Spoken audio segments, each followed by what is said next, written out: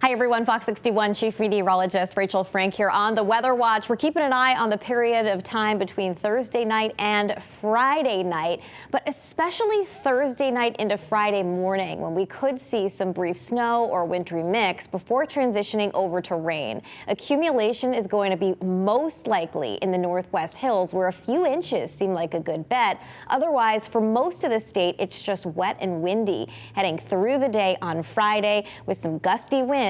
But a prolonged period of snow in the Northwest Hills could lead to some outages. So we're going to talk more about that in just a little bit. Before we get there, though, tonight, mostly clear skies, chilly temperatures dropping back through the 20s, even the upper teens for some of our cooler locations. Heading through Wednesday, it's blustery, chilly, high temperatures in the mid to upper 30s and feeling colder than that when you factor in the winds, which will be gusting through the day up between 25 to 30 miles per hour, feeling like the teens in the morning and like the 20s heading through the afternoon.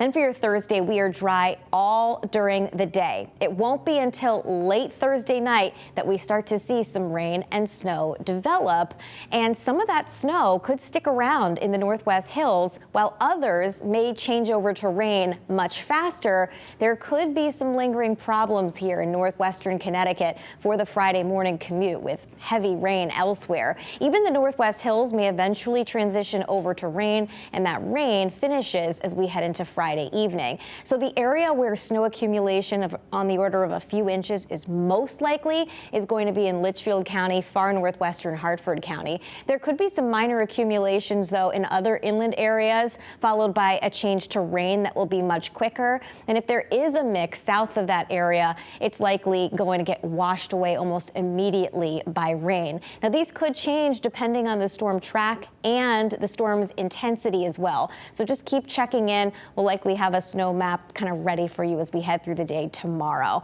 So for most of the state on Friday, it's just wet and windy, but we're watching the hills that could still be snowy first thing in the morning on Friday. And again, highlighting northwest Connecticut for that heavy, wet snow possible. 3 inches or more possible or likely, but there could even be areas that are over a half a foot close to the Massachusetts border. Saturday and Sunday, we dry things out, but it's chilly with highs in the upper 30s to right around 40 degrees. Your Shoreline 7-day. We are dry through the day on Thursday before we end up seeing likely mostly rain developing for the shoreline. And it's wet and windy on Friday with gusts that could get up to 40 miles per hour along the Connecticut shoreline on Friday. The biggest impact is probably going to be the rain and the wind at the beaches, and then drying things out as we head into this upcoming weekend.